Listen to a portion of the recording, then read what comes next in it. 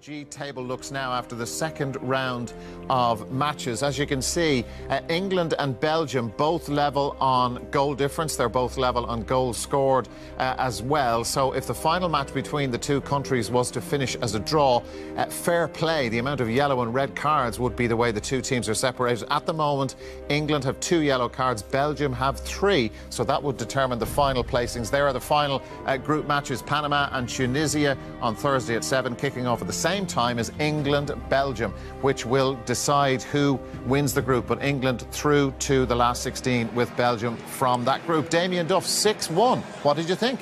Yeah, big well done. They were ruthless, they were efficient. They've come through the game, I think, injury-free.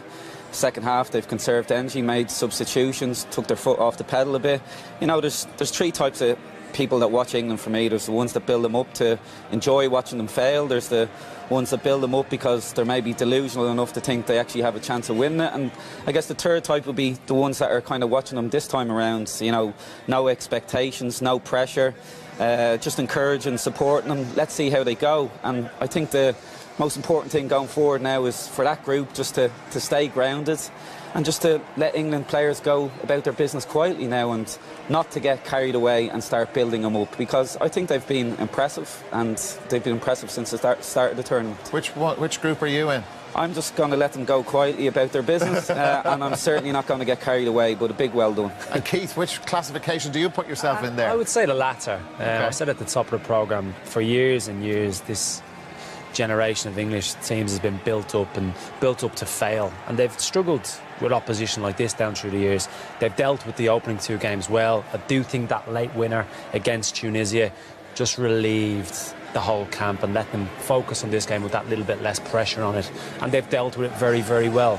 Eamon's alluded to it before, tougher tests to come. Yeah. Which I'm just going to have to complete the trilogy here. Are you in Group 3 there in terms of the way Damien very eloquently described the England supporters? I'm in a permanent state of delusion. That's a different question. I go in. I'm very pro-England. I'm very pro the people of England. But I think what gets people's back up is the hype in the media and the expectations from English commentators that, you know, everything is great. I think they've had an easy start, a relatively easy start to the tournament. Tunisia and Panama, you couldn't ask for more. But on the plus side, and it's a big plus, things they've worked on the training ground have yielded goals. I think they're obviously a happy camp. The players are all well bonded. And Harry Kane, their main man, has a hat-trick, which is massive for a striker. You know, the striker, a confident striker, a confident Harry Kane, you know, could make up for deficits elsewhere. So it's good, but I wouldn't dream of getting carried away, because the real tests lie ahead, and Belgium, beginning with Belgium, if that match.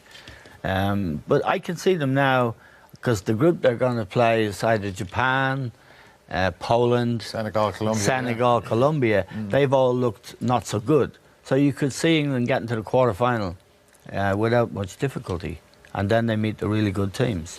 So I'm glad. It's good for us. We know the players, and I'm deluded, Damien. And we're not turning up the hype machine to 11 just yet. No. We'll leave that for others to do. OK, but it is an impressive scoreline from England. And Keith, I'm just wondering, you know, if you go back on the struggles that they had, say, at the Euros, at the 14 World Cup, at the 2010 World Cup, you know, the way this team is performing, would, say, the 14 team or even the 16 team from the Euros, would they and the setup have struggled to beat a team like Panama, or were Panama just awful? When you look at the way Gareth Southgate approaches games, it's in a positive manner. He's trying to take fear out of the equation. When I look at those teams in the last 15 to 20 years, they have played with an element of fear, not particularly wanting to go and joining up with an England team. It's been a bit of a chore. It's a stark contrast to the teams we would have played for Ireland. That was our release from club level if we haven't had a particularly good run. Well, it was an enjoyable environment to come into. But we've played with players, I'm sure Dame's the same. I've played with players that do not want to go and play for England. And that is a horrible thing to say, to not want to play for your country. Whereas he now has created a club-type environment where the players seem to be buying into what he's doing. Tactically, they may fall down. the system we're going to question when they come up against bigger teams. But in terms of a progression of a team with what he's got at his disposal, I don't think he could have done much more so far. I mean, that was one of the points that was made, say, go back to the Iceland thing in 2016 at the Euros, that as the match was going away from them, it was said that some of the players were thinking about the headlines. What way is this going to be in the paper? The Graham Taylor turnip thing and all of those. It's all history now at this stage. But thank you very much to Adrian and Brian. And here is the updated Group G table. So Belgium with a 100% record, 2 wins from 2, 6 points, a goal difference of +6, and that puts a little bit of pressure on England. The latest chapter will be completed when the English play Panama tomorrow at 1 o'clock. But of course, they'll want to knock in a few goals to try and improve their goal difference and try and top the group. So that's the situation in Group G at the moment. So interesting in the end there, and Brian probably summed it up well, that the late goal from Tunisia, it takes a little bit of a shine off the results as far as the Belgians are concerned, and maybe suggests there are a couple of issues to be sorted out. But I was thinking at the same time, Kevin, that if Company returns, that'll probably alleviate the issues at the back a bit. Yeah, that's what I was just about to say. When they get Company back in there, his experience, his organisation, but you know, still 5-2, could have been 7, could have been 8. Shuey could have come on and had a hat-trick. If I was Lukaku, I would be fuming coming off. He's going to be trying to be top goal scorer in the World Cup. We were just saying there's no way Ronaldo would have come off in that situation or would have been taken off. He's never, you know, there's goals to be had, you're staying on, and I'm sure Lukaku will be looking back at that and seeing the chances Shuey missed and thinking I'd have had another couple there. Well, all in all, it's been a successful afternoon for Eden Hazard and his Belgian side. Another 5 goals added to their tally. They scored 3 in their opener against Panama, so in a very good position in Group G, as we showed you earlier on. Richie, let's start with Eden Hazard and that goal at the start of the second half. I mean, that really put whatever chances Tunisia might have held out to try and get back in the game. That was it after this, wasn't it? We spoke at half-time and wondered would they go for this. They should have been hungry for goals, because against a defence like this we knew there'd be opportunities, but also because of the talent in this Belgium squad.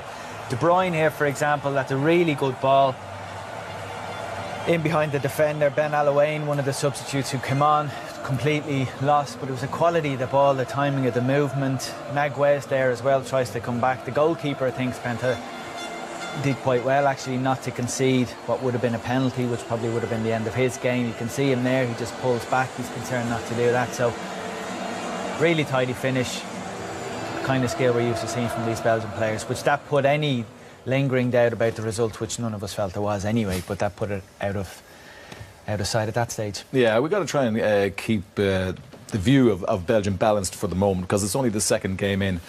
The fact that they missed so many chances, Kevin, would you be mildly critical of them? Or, I mean, 5 goals is a decent return, but it could have been more. I don't think you'd be critical tonight. Martinez said before, and he doesn't mind them being boring. He'd like them to be even a bit boring. Well, they certainly weren't today. No. You know, it's chance after chance. We've picked out a few here, but you know, just all night long. And it's the first time I've seen a team in the World Cup. I know they're playing Tunisia, and Tunisia are out of the tournament now, and they weren't great, but they were good against England. People thought they gave England a very tough game. They did give England a very tough game. But Belgium were in a rhythm tonight. Every time they went forward, it looked like they could create something.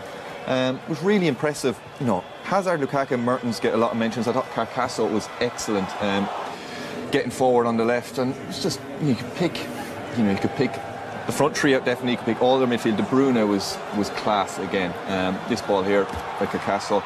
You know, it was just every time they went forward, it really was. I know Tunisia were terrible, their back four were all over the shop. Brian said in commentary they could take the whole back four off, but Belgium still had to go out and do it, create those chances, score 5 goals, could have had 7, 8, 9. Yeah, and that wasn't even the end of it there, Richie, because while we were wondering would Batshuayi ever get a goal because he had so many chances, but he finally got one in the end. He did, yeah. I mean, he left it late. It was the 91st minute, I think, before he did get the goal. But the impact he made, I mean, he did well here. 1-2 outside the box. 1-on-1 with the goalkeeper, goes around him. You think that's surely his first goal, but really well defended. I don't think he got good contact with the shot. Same thing again, 1-2 outside the box. Picks up a really good position centrally. If the goalkeeper does this, he should be in a position to hammer that home. Somehow misses from about 6 yards, hits the crossbar, comes back, but still gets himself in the right positions. You think surely this time 6 yards out again, volley cleanly struck, straight at the goalkeeper and puts the follow-up over the bar, and you can see at that stage he's thinking, what the hell do I have to do to score? But he's getting the opportunities, and with players in the team like this, he's going to get more opportunities. So it was a deserved finish. It was a long time coming, but this Belgian team, they can create chances going forward. Part of that was due to the poor defensive play by Tunisia at times, but the quality of the ball, the quality of the play here again, the skill, the timing, could have got a second but just squaffed the shot again. So the quality to come off the bench, the huge amount of quality to start. 16 or 17 of the players now have been used, and Brian made the point in commentary, Martinez is maybe doing that deliberately to keep everyone feeling like they have a role to play on the pitch. In the build-up to this game, I read a few of his quotes. He was calling on all the squad, saying whether you're injured or not or starting or not, you have a role to play, and your contribution is very easy to assess. And I thought, well, that's telling. He's keeping an eye on everyone to make sure they're doing their bit for the squad. So a really, really good, positive day for Belgium. Yeah, and I know, Clinton, you felt that Lukaku would have been a little bit frustrated being taken off with a hat-trick in the offing, the golden boot probably in the back of his mind. But let's look at his overall contribution. A good game for him today. No, I thought it was a handful. I thought it was the catalyst for everything that was good about Belgium. We always complain about he's holding the ball up. That's a decent touch into him. He's run the channels ever so well here.